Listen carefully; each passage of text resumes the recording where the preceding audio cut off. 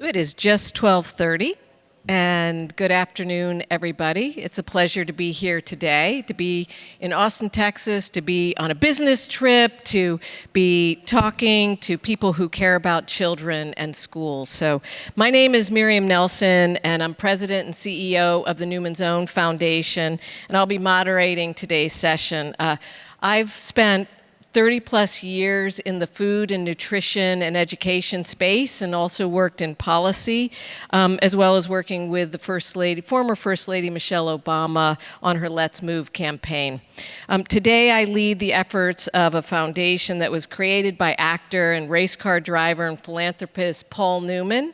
And the mission is to make great tasting food and to give 100% of the profits away to good causes, to fight for kids who face adversity. And in our 40-year history, we've invested more than $50 million in nutrition security, and we've worked with amazing organizations such as Food Corps and Food Research Action Center, which are some of our panelists today. I couldn't be more excited about today.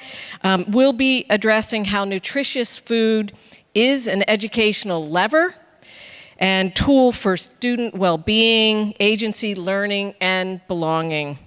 We'll be sharing stories about districts that are transforming lives through innovation, programs, people, and curricula.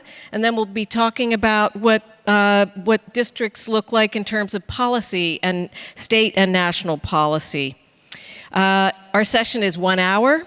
I'll be moderating. We are going to have about 45 minutes of questions and answers, and then conversation with our panelists, and then we really want to preserve 15 minutes at the end for questions with the audience as well as with the panelists.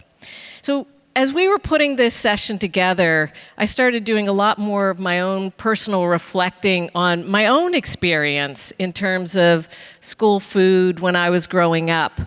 And it made me think about a memory that I had. I went to a very small progressive elementary school outside of Philadelphia, and I was thinking about how with a couple of classmates in the middle of the day, we would walk down to the kitchen, and Alma, who was the cook, we would pick up the food, we would take it back to our classroom, and then we'd eat on our class tables, family style, and I think about how nourishing it was, and I think about the sense of belonging with my classmates, and it really made me think about what nutrition and wholesome meals can be for our students. And I know it's not easy at all.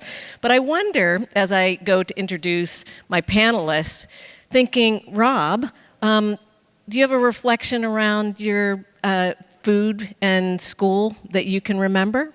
Yeah, I can, ma'am. And thanks for the question. So I think often about my 5th grade year. I attended a middle school in St. Louis, Missouri called Compton Drew, which was this kind of investigative service learning school.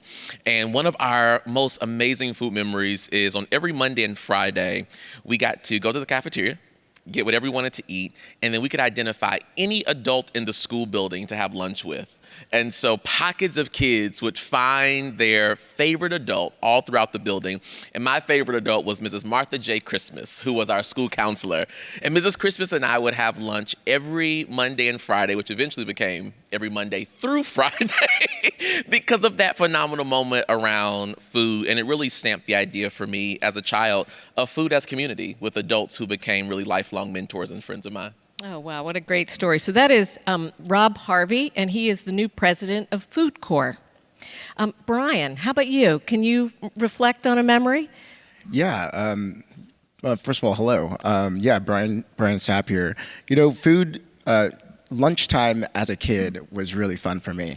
And I remember being, especially in my 6th grade year, in elementary school, you're like the king of the school, et cetera. And I'm a really social guy.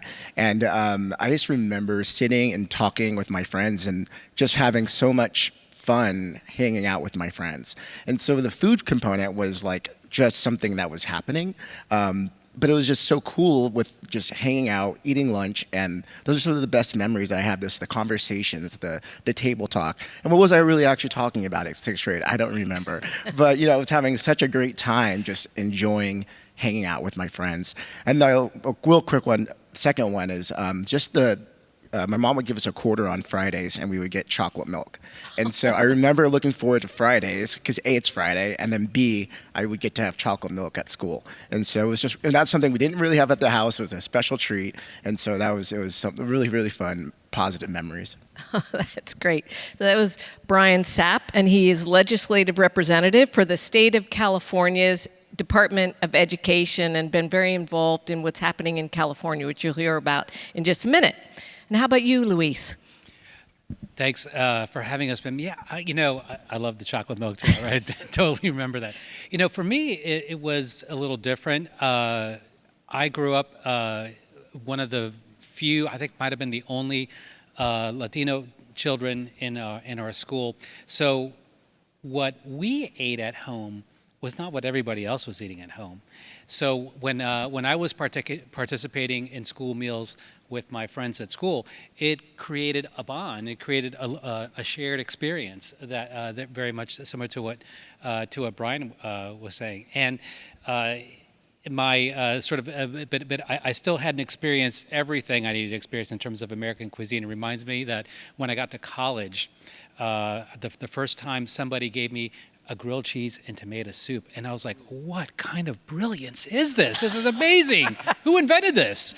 They need to get a Nobel Prize. And people looked at me like, you never had grilled cheese and tomato soup? It's like, no, but yeah, it was all about connecting and being and having that sense of community.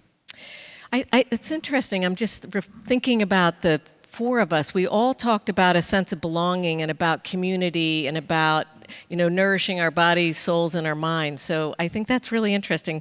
So that was Luis Guardia, who is the president and CEO of the Food Research and Action Center.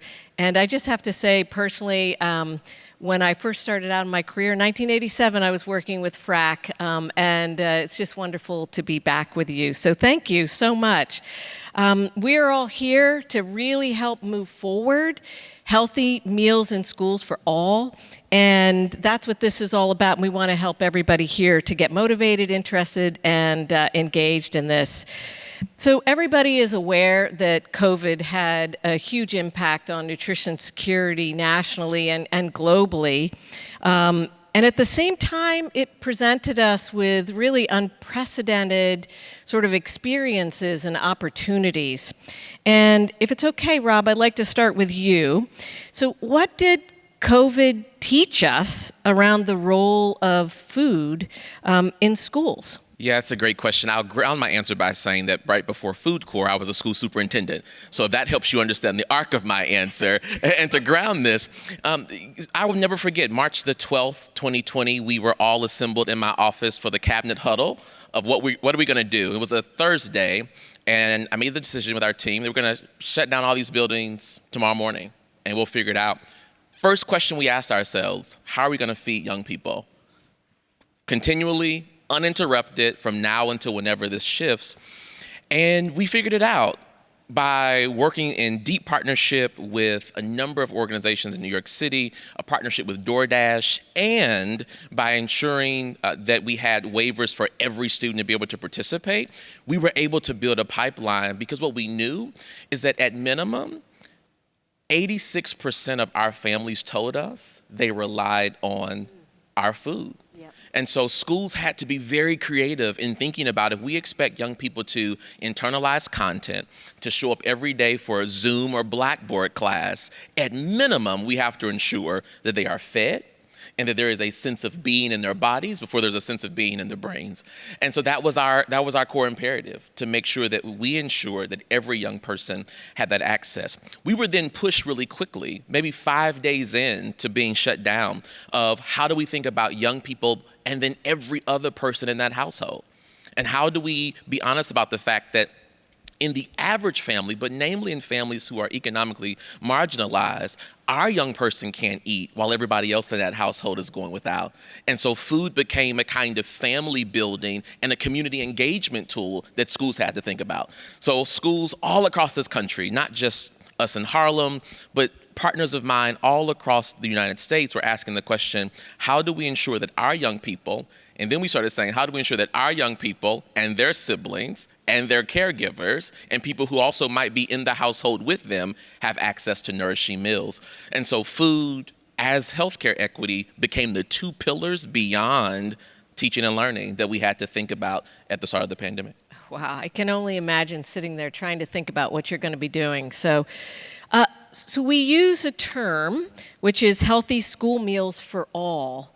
And what does that really mean? What are we talking about here? Yeah, so healthy school meals for all. I want to stress the all, that all means all.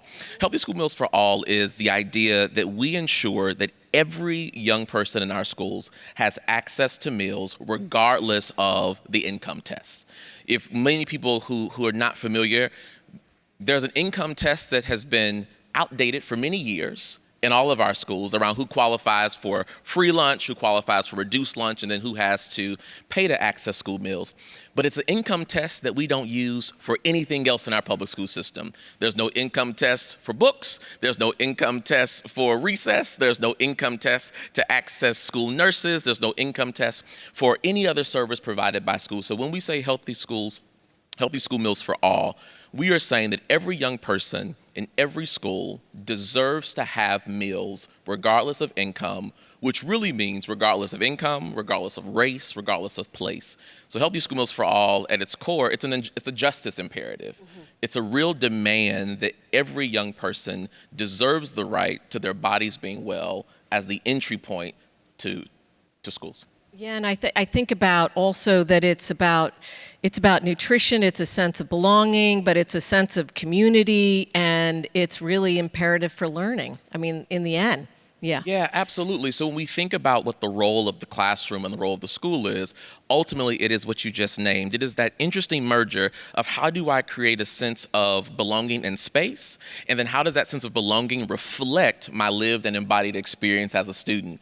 And so for us, meals are the most phenomenal way to do that. I think about what Bryan has named and Luis has named about food being reflective of one's home reality, food being reflective of one's cultural background. And so when we say school meals for all, it is that every young person deserves the right to see themselves and their lived experience as a part of their food journey in the teaching and learning process. Right. So what can you tell me about districts that made food a strategic priority prior to COVID? So this is pre-COVID, and sort of the role of Food Corps and others and what a difference it made in terms of their educational attainment and achievement. Yeah, so I'll lift up two. One that Food Corps is deeply excited about is our partnership with the school district in Springfield, Massachusetts. Something that is important to note is that before COVID started, food was a part of the strategic priorities for the district. And something that we've been committed to as an organization is making sure that food is not a one-off, but food is a part of a much larger strategy. Things at Springfield like having a central kitchen where there's scratch cooking going on, allowing all of our schools and all of our young people in Springfield to be able to access healthy and freshly prepared meals from a central kitchen. I think about districts in Jackson County, Georgia, where pre-COVID and during, our service corps members and our program teams were committed to ensuring that amidst all of the supply chain issues that we've been experiencing, that the young people in Jackson County were still able to access fresh beef and fresh pork, which in a Southern school menu is critical for young people's sense of belonging and community. We also have partnerships in states where school districts organize opportunities for families. This is in Connecticut, where families to come together for $5 to enjoy a nourishing and freshly cooked meal one day a week provided at the school to build that sense of community and belonging between caregiver and child. And so those are just three examples of the ways that districts have made food not just a priority because we know that students deserve nourishing meals, but as a priority of the teaching and learning experience, a priority of their family engagement strategy, and a priority of what it means to do and to be community, which we know is critical ultimately to the role of education. Thank you. Thank you. So I want to turn to Bryan, if it's all right. We've been very inspired about what is happening in California, and I think the example and the model of California would be really fascinating for our listeners today. And I'm wondering, can you tell us why California decided to make healthy school meals for all a priority and how that change actually happened? Yeah, and I'll do my best not to get super technical on some of the items. California, we saw this really this window of policy to do, healthy school meals for all, and that's why we essentially wanted to build off the momentum that was taking place on the federal level. But just to paint the scope and picture for California, we have over 10,000 school districts in California.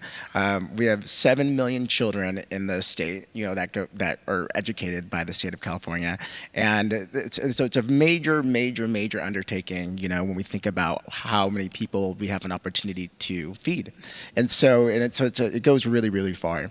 So what we did is we saw this major policy window that we talk about is, free waivers that were given to us from COVID. That was a positive from COVID. So we have this, policy window where everything was saying, hey, you know what? We're just going to free meals. And so there's this big waiver that took place. And from there, we built on that.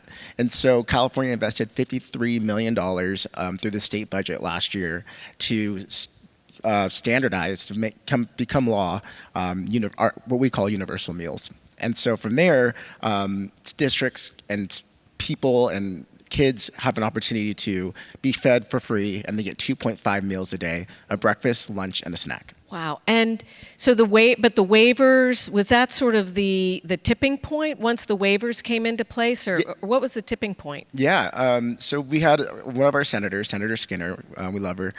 She was really passionate about universal meals. And so the federal waiver basically gave districts an opportunity to opt in. And so we made that law. We said, hey, every district, regardless after this year, is going to opt in. And by doing that, we had to invest A, money, and then B, the resources to do 2.5 meals a day for a student. Got it.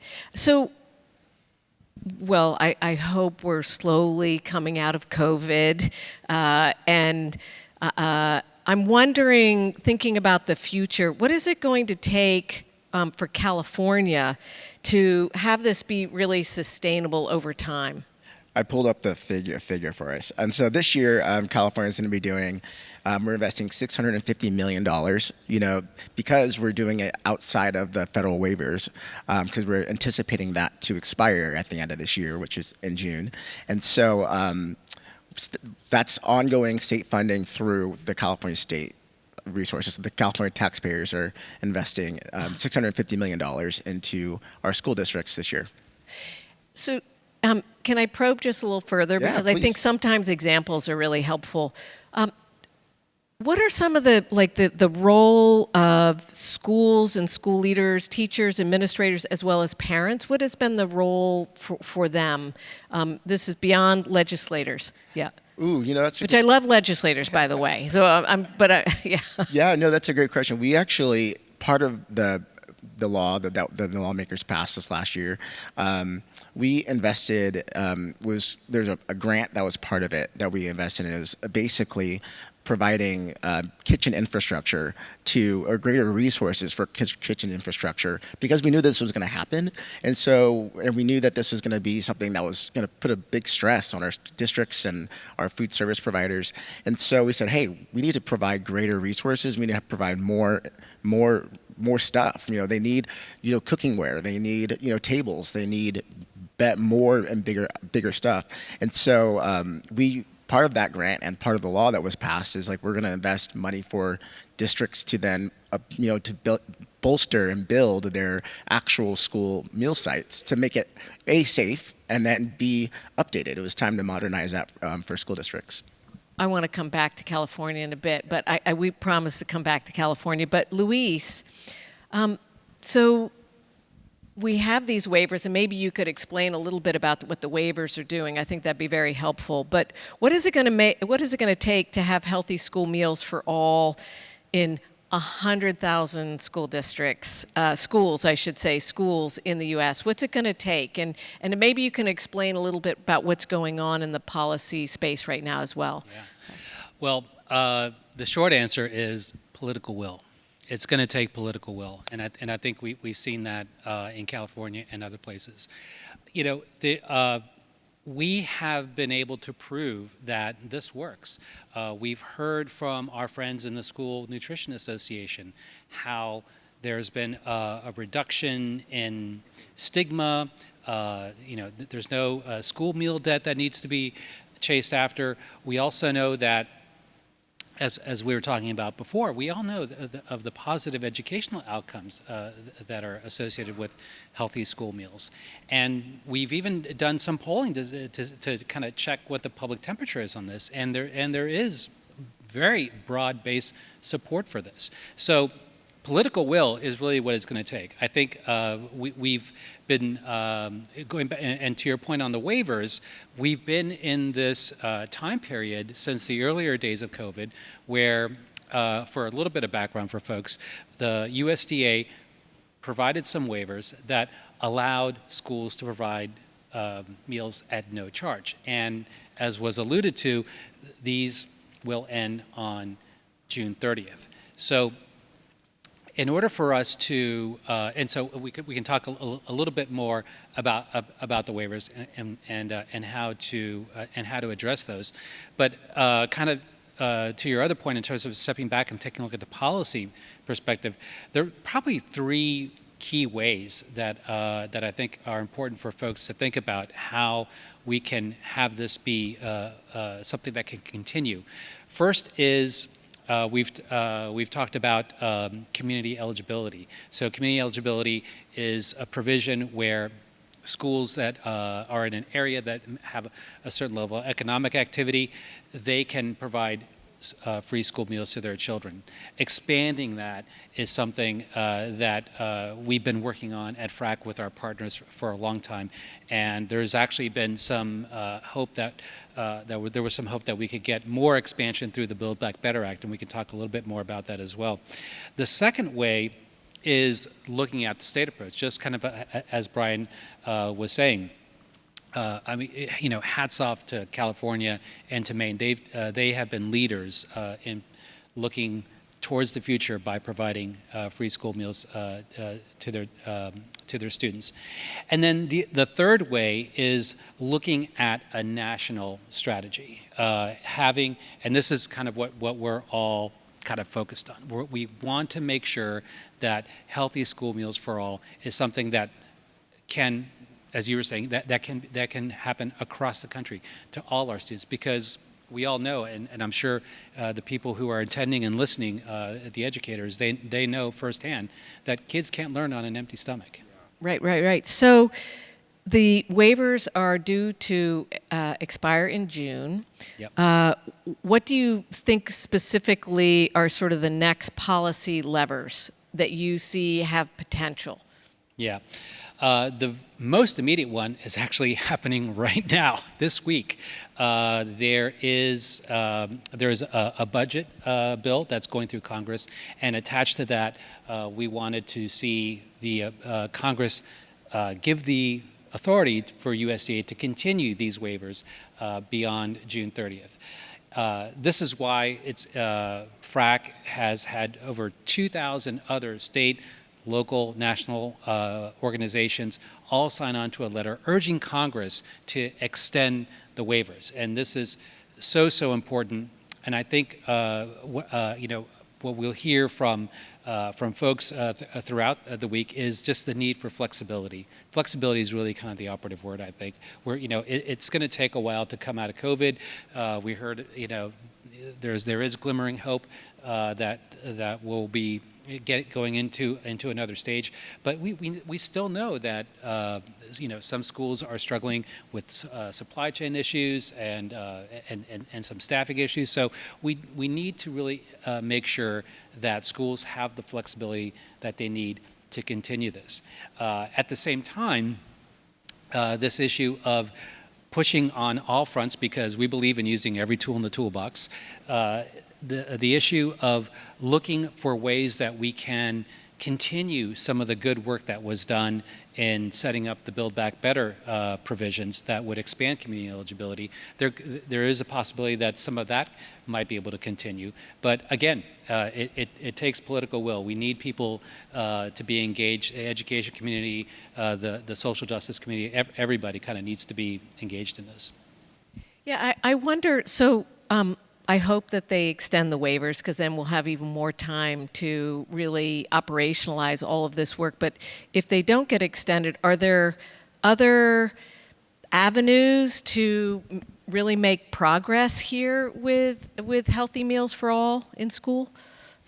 Well, like I said, we have the other avenues in terms of looking at community eligibility being expanded, and also working through the states.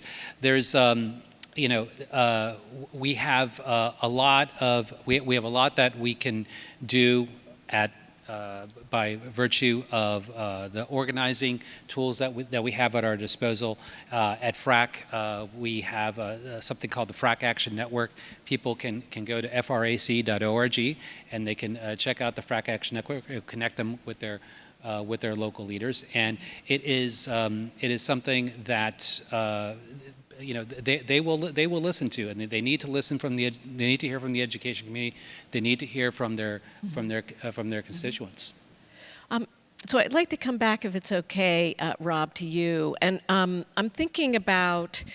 I wonder if you can sort of highlight an example, specifics about how Food Corps works and how Food Corps is embedded within the school, because I'm not sure everybody knows that. But I wonder if you could give a little bit more of a description of exactly how Food Corps works in this, like mechanically and economically. Yeah, sure. So Food Corps does its work through three primary levers. The first being direct service through our Service Corps. And so as an AmeriCorps program, we're able to place Service Corps members in schools and school districts all across the country, right now working primarily in 16 states, where food educators are working alongside schools in order to be able to provide hands-on experiential learning for young people in classrooms, in school-based gardens, in communities. Also being able to work alongside other community-based organizations who are already doing really phenomenal food education work and making sure that there's clear kind of farm to table pipelines so that young people are accessing food local to communities. Food Corps also is deeply engaged in advocacy work and making sure that, to Louise's point, that work can happen on the state level. That while we wait for federal change, we can organize families and young people and schools and school districts to think creatively around its own budget infrastructure and how it can do the work to ensure that young people have access to healthy food. And then ultimately, kind of the broad reach part of Food Corps is really building knowledge and brand awareness around the role of nourishing food as an education imperative. So helping people make the connection that when young people have healthy meals, they are prepared to engage better in the classroom. So between direct service, advocacy, and then partnering with other CBOs and organizations deeply engaged on the state and local level, those are the three levers that Food Corps pulls in order to realize this mission. I wonder, with farm to school, I live on a little farm in New Hampshire, and farms are really important. And I'm wondering about where is the movement right now around farm to school, and how does that play into this? Any one of you? I wonder, California, I know you've done some pretty interesting sort of mandates around procurement. I mean, procurement is so important, and I think it's germane to this conversation. Yeah, absolutely. California has a major agricultural component, and we produce so much of the nation's food, and we want to protect also, and our farmers, and so like locally sourced farmers too. And so a big deal for us is making sure that all of our districts are buying from these locally sourced farmers to help with them, economically, so it's sustaining the communities, and it's also providing jobs to those farm workers. And so it's full circle. And so we're really intentional about encouraging our school districts to buy first from locally sourced farmers. And is it working? Yeah, and then also it's cool knowing that you're eating something that's coming directly from your community. Right. And also these farmers are even coming in to some of our school districts, are helping the students learn and grow, and they're learning about crops, and they're planting together, and so it's a really the universe of them.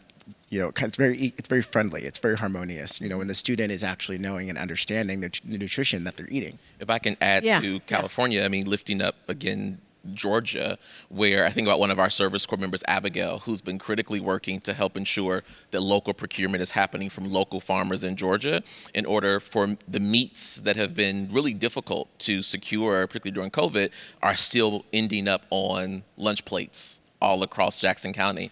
And so I think to the question, I think that the local farm to table pipeline is critical to conversations right now, particularly when we know that a lot of the advocacy and justice energy is really going local. And that while federal conversations happening, local communities are really taking that energy back into their hands to think about ways to build a sustainable economic, to Bryan's point, also job pipeline for local farmers. Right. And I'm particularly thinking about the South and the ways in which the Southern infrastructure of the local farm to table tradition is really living out in schools that in ways that are really meaningful today. I'm just going to digress for a second and relay. When I was at University of New Hampshire, so not elementary school or high school, but I was very involved. They did their own food service, 25,000 students. And I can remember working with local farmers. And this is New Hampshire, but there's a lot of agriculture, believe it or not. And it was really hard to get a carrot from a farm into the actual cafeteria. I mean, I'm saying that this is hard work, and especially when there's another source that's 5 times cheaper. But so I applaud the work to try to figure out all the processes because that's where you're nourishing a community and a school at the same time. So, I also want to add that like a major component of that is the education that this child is actually receiving when they're involved in that. Those farm to cafeteria table. It's a really special moment. When the student is understanding that if I plant this and it grows, and they're having a conversation then about the nutrition that's going into their bodies, that makes lasting changes. Yeah, go ahead. No, I was please. going to say, I was going to echo that. I was in the Oakland Unified School District this past summer and saw some really interesting work that was done there, how they were able to tie both the scientific curriculum with the ability to get locally sourced food into their cafeterias, and it was really amazing because you could really see the kids make that connection. I'm wondering, we have now California and Maine, correct, that have mandated healthy meals for all in school. Are there other states, and any of you, please take this, are there any other states that you feel are close or? And then my other follow-up to that is, what would be the elements?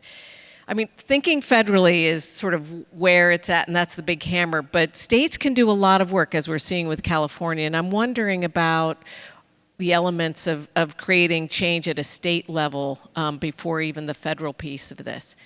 Any thoughts or? Well, I'd say in California, I mean, you guys had a real important champion in Senator Skinner, right? Absolutely. Yeah, Senator Skinner she is a firm believer in no one should be hungry, and so that was a major thing. I know that we've been working with Oregon and Washington to help build that out for them as well. Yeah, I think about coalition building at a local level, and that gives the fodder and the power to a state legislator, and then schools coming together with really good pilot projects and demonstration projects, and rising up what we learned from COVID. Those are I think, I don't know, maybe it's my my parenting in me, but I think of local coalitions being sort of really important in all of this work. So earlier you talked about what was the role of families and parents and caregivers in Yeah. California. And I think that is core to the state strategies. When you think about localizing change and localizing advocacy, I think it's important to note that caregivers and families often don't recognize how much advocacy power they have to turn the lever around sustainable change in a local school district, but also at the state level. To your point, then that also gives the energy for state elected officials to then go to the national level. But I think all across the country, one of the things that we were having some conversations about even at Food Corps is how do we engage the family and the caregiver of the young people that we work alongside in the Healthy School Meals for All campaign? How do we get families thinking and talking about that work and recognizing the deep connections between their young person having hands-on experiential learning with food, also understanding the power and the role of that food, but also being honest about the fact that in order to do that, we have to talk about the ways that families are accessing healthy food when they're not at school. And so it's engaging families in a much longer conversation that school is part of it. Yeah. And then after 3:30 or 4 o'clock, Right. how do we ensure that families have the knowledge they need to continue the food advocacy conversation? So I'm thinking back to the work that we had done with the former First Lady Michelle Obama and Let's Move, and I'm wondering what your reaction is to.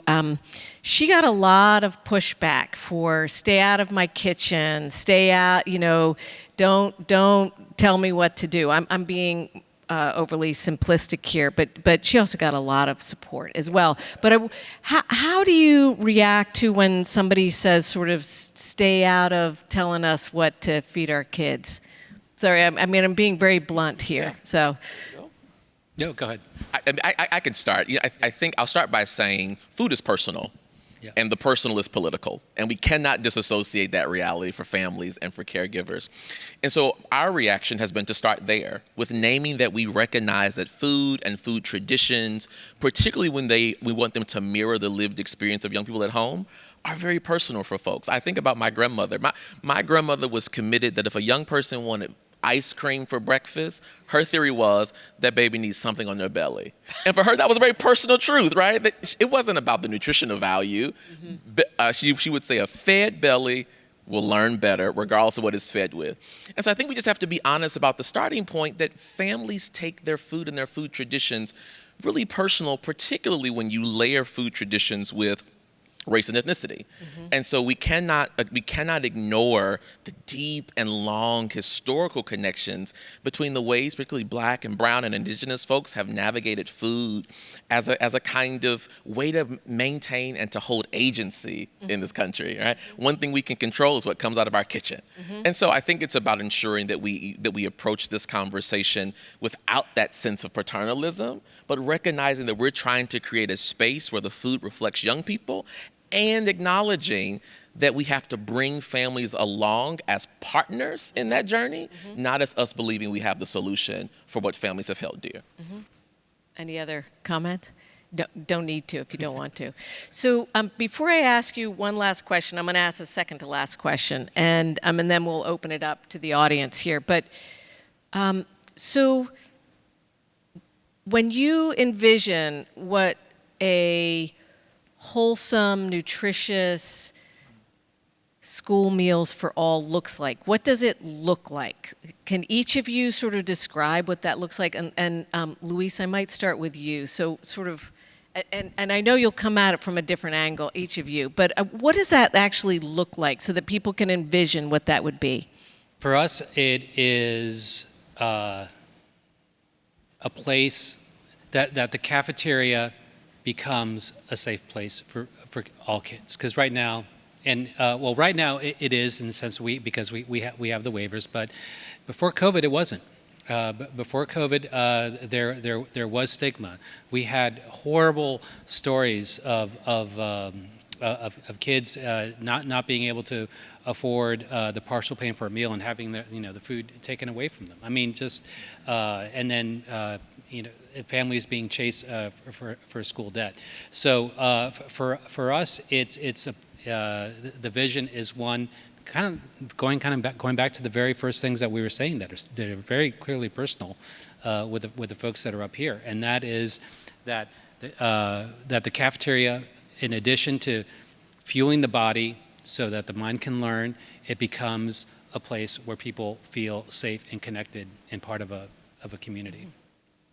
Bryan. Yeah, and I want to build on that. I think it's recognizing that when we place the ownership too of like keeping families involved, keeping parents involved in the education process, connecting the dots to that, hey, like it is a safe place, and we want to create a safe place, and we want to have this when getting a lunch where it's not necessarily getting a lunch is bad, and like, oh, I'm having a school meal that's today, I'm getting my lunch from the school, and your parents didn't pack you a lunch, is changing that stigma and destigmatizing that and saying, hey, like this is just lunch, this is food, and it's just connecting the dots. I get to eat, I get to hang out with my friends, and I get to make sure that I'm learning, and I'm still eating and having something nutritious in my stomach, and I'm able to perform better in school because I am.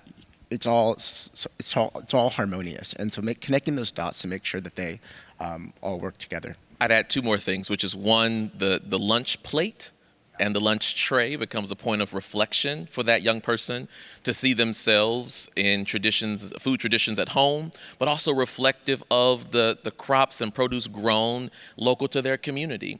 And then secondly, it becomes a really courageous place where young people are able to try foods that they normally wouldn't want to try or wouldn't want to explore. I'll ground it by saying I shared one story as soon as I joined Food Corps about a young person who experienced radishes for the first time because they had participated in growing the radish. And so a food that you would never hear in elementary school a student running to try, like I want to throw some radishes in my salad, became a really courageous part of the lunch moment because they had an opportunity to grow it, and because they had an opportunity to grow it, they had much more courage to try it. And so I think reflection and courage will be the last two things I'd add. I think I reflect and think about some work we've done in the Boston area in schools, and we got children really engaged in voting for food, and so we did a whole civic engagement piece around learning about foods, but then voting and their power. It was lots of fun. But I think when I think about healthy schools for all, healthy meals for all in school, I think about that reflective of their culture. I think about nutrition. I also think about supporting the community.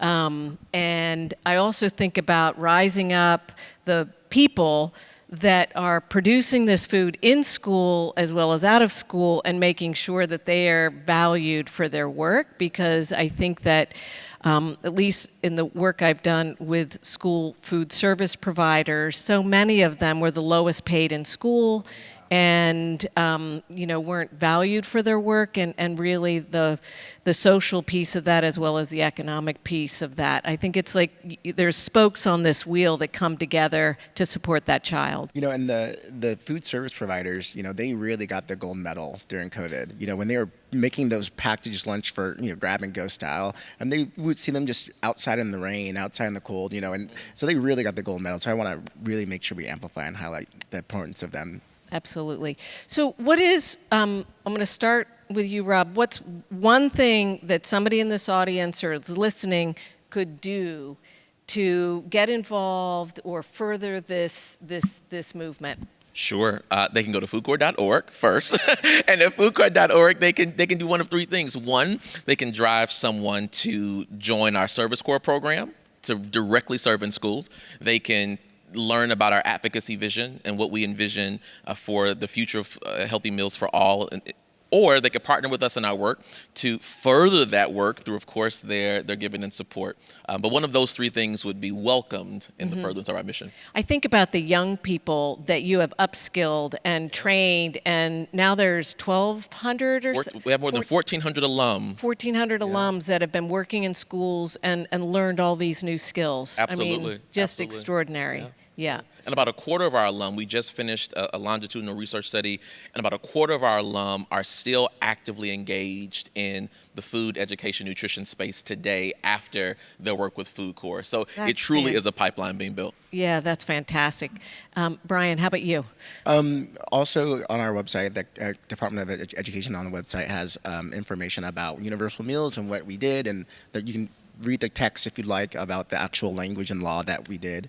But I would also say that, making sure and staying involved in your local school boards, having people championing those issues at a local level, because that's really where the change is. Specifically in California, our school districts, and they have all the power. They have all the power. And so school board members, making sure that they see that this is something that's a positive and that it's winning, and that, it helps to create that advocacy from the ground up. And really, one champion can make a difference, right? One champion. Luis, before we go to questions, what are your thoughts here? Well, like I was saying before, I think there are various avenues to this, right? There's the federal avenue, there are the state avenues, but I think I would echo everything that Rob and Bryan have said, and again, urge people to visit the websites like ours, frac.org, where we can connect people to their representatives in Congress. And the other thing we can do, I think that would be kind of fun, is we have a campaign right now where we're asking people to show their support by using social media or other methods to raise their hand for healthy school meals. So if people who are gathered here, if you all agree that all kids need healthy school meals, raise your hand. There you go. That's great. That was an action. So is on the frac.org site, can you learn around, is there some support for people that want to in social media or other ways to show their support for this work? Yeah, we have because of some of the actions that I was saying that are happening actually this week. We have some materials up there right now that people can use to activate, to tweet, to post, some of these important messages. Before we go to questions, anything you wish I had asked that I didn't ask? Something else that you want to relay? What was my favorite meal when I would eat in school? You didn't ask that. I would always look forward to the pizza. Yeah, having pizza. Pizza. I'm trying to think. For me, it was probably spaghetti, but you talked about chocolate milk. For me, it was ice cream sandwiches. I'm just saying, we had ice cream sandwiches, and I really, really loved those. Yeah. And for me, it was the Thanksgiving meal, because we didn't get that at home. That's really great. So I was like, wow, this is great. Yeah. All right. So are there questions in the audience or online? Because I know we're taking it through online. Yes. And would you mind just everything is open and it can ask anything. Thank you. Well, first of all, thank you individually for the work that you're doing, and thank you collectively for this workshop and for a focus on quality food as foundational to quality schools. So I have two questions. And I'm coming at this as a recently retired school superintendent, former principal. So I recognize all of what you've said. Food as essential for learning, the nutritional value, the way of community, bringing kids together and families together, and a way of creating a sense of cultural diversity and a way to have students sort of access that through their palates. But my question is, are there any thoughts that you might have about the role of the cafeteria and climate action and climate change when we're thinking about the importance of a plant-based diet and also a reduction in food waste as two major ways to shift the carbon impact? And then the second question is a little tougher. As someone who really tried systemically to make what you were creating as a vision possible in the school system, I kept running up against, and you referenced it, Miriam, a little bit, USDA government subsidies, millions of dollars that make it a whole lot cheaper for schools to put highly processed food in front of our kids instead of that organic carrot that you might have been talking about. And so if you could kind of speak to what we need to do to shift the thinking and the policy on that level, because I know as a practitioner, that's a huge hurdle to get over. Mm-hmm. Thank you. Can I take the first question, maybe just a little bit? I'm thinking about a project we actually did at Tufts University, some colleagues of mine, around anchoring food sustainability, especially around climate change. This was in an elementary school, around messaging around a healthier meal in school. And we also included there was some work also with the food from home, so it was both.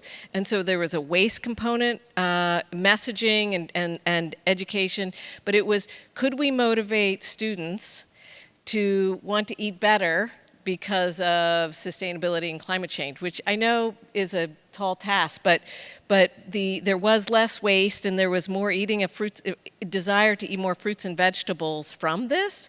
And so I actually think that, because we forget sometimes about the power of the kids in this, and so this was a way to get the kids really motivated and to push their schools to be sourcing better and around the variety of, so it wasn't easy. I mean, this is hard work, and then also the trash piece of it.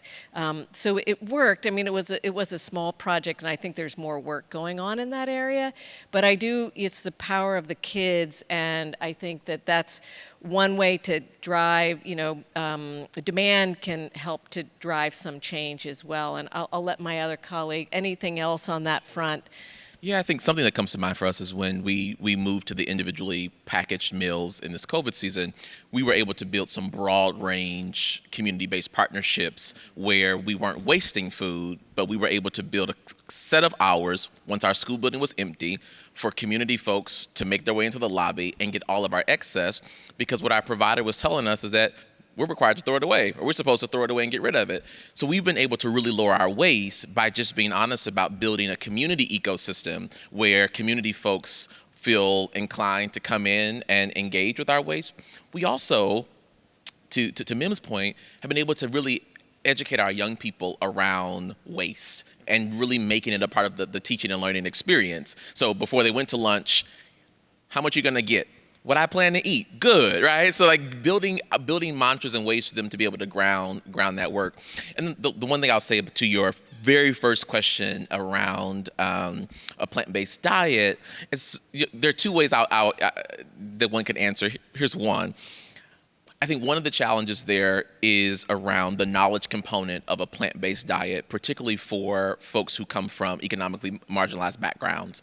And one of the things that we've been committed to doing is saying, yes, we do need to think about healthy and nourishing food options, and we cannot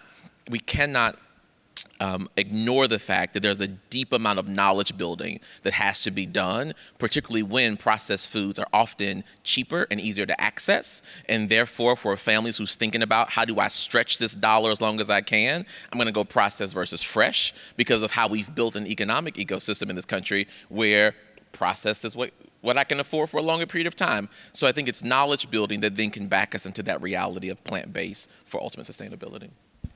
Yeah, I mean, I would say in terms of the question around how USDA does its business, the thing that is that's tricky is school nutrition programs go through a completely different legislative process. They go through a different House committee, which is the Ed and Labor Committee. It's governed by a separate piece of legislation called the Child Nutrition Reauthorization, which is we're hoping we can get through one this year, and all the other stuff. I mean, I'm not an ag guy. I'm an anti-hunger guy, but some of all that other ag stuff, that's governed by Farm Bill, which kind of goes through a whole nother set of issues. But yeah, it's I think the movement to get people to do more local sourcing is definitely worth looking at. It's important. Yes. Hi, thanks so much. Great panel. I learned Yeah. a lot, and thank you for all your work. I didn't want us to end this panel without talking a little bit about summer meals. I think one of the big learnings from COVID was how important schools are for ending hunger. I know a lot of us are really motivated by Congressman McGovern's call to let's end hunger. Let's not Yeah. waste this moment. So what do you think we should be doing about summers and times when kids aren't in school? I know we've partnered with because the school meals for all also includes summer in California as well, and so we have been really intentional about partnering with our community-based organizations, and like after and before school, those school programs, and helping them have the resources to be able to get more food to provide to the community. Yeah, Representative McGovern is a hero of all of ours. Certainly, I'm just going to, and has been. I know that. So in summers, educational attainment goes down. And obesity levels go up. They used to think that they went down. Now the research shows it goes up. So there's all sorts of reasons to keep connected with these children throughout the school year, especially on break. So any other, yeah. I would say, thanks for the question, and thinking back to some other elements of the Build Back Better Act, in addition to community eligibility, one of them was to have an EBT program that we've been able to have during the pandemic. It's called Pandemic EBT. That's where people are able to get a cash benefit for the value of the school meals when the school cafeteria is closed. And kind of going back to what I was saying before, at FRAC, our sort of mantra is, use every tool in the toolbox. So that means, yes, we want kids to be fed at school. We want them to have that complete sense of education, of engagement. That's so important. And when that doesn't happen, there should be other programs that come in and step in, like summer EBT. For so long, that summer EBT program, we were just hearing, oh, we can't do that. It's going to be hard. But You're saying it can all happen. But it had to happen during the pandemic. All right. Anything else to add? Right, I just want to say... we have yes. a question. Oh, question. Okay. How do you combat the nasty food, nasty lunch lady stereotype? How do you engage students who have learned that stereotype or other negative food assumptions? Such a great question. Any who would like to answer that one? I can start. I think about... I'll put my educator, teacher hat back on for a little while, is unpacking the word nasty with young people and being open to having a conversation around, how are we defining nasty? Mm-hmm. What allows us to define it that way? What are the indicators that young people have in their minds? And then beginning to do some of the work of helping young people unpack that. I think one of the reasons that descriptor is used, and I don't remember the name, but he lifted about processed food. When you think about the look of processed food often on lunch plates, you see kind of undecipherable kinds of foods that young people only know how to call nasty because they can't decipher what it is, right? So thinking about how do we be honest about that if we move toward a lunch plate that is more reflective of fresh ingredients, of produce that is reflective of community, then nasty is less about nasty and about I don't have familiarity with what I'm getting ready to engage in, and how do I kind of do the teaching and learning work of getting young people familiar with the food they're about to consume. And I also think kids are pretty simple. Make it fun. Make the lunch line fun. Make that experience positive, and I think that will do work a tremendous amount of when students are coming in and out of your lines. And I have to imagine that the nasty lunch lady is probably maybe also the lowest paid and not valued. And if we started to value her through the whole process, that she might have he, she, or they may very well have a different perspective themselves. I'm not putting the blame on them. I'm saying that, that they need to be valued. Yeah. One simple way to do that, I think about for the lunch person, is if the staff have a uniform that unites the entire school community, the lunch person shouldn't be left out of that. Right. Bring them into ensuring that all of the cultural traditions that are shared by that school are also reflected by the lunch staff. All right. Well, I want to say thank you so much to my panelists. I feel very fortunate because I get to work at a foundation that gets to support this work, and I care deeply about it. I'm a mother of 3. School lunch was very important to me for my children, and I think we're on the cusp of something really great in this country around school meals, and about having healthy meals for all in school is really will make our schools even that much better. So I just want to thank everybody in the audience and online and everybody for making this possible. So thank you very, very much. Thank you. Thank you.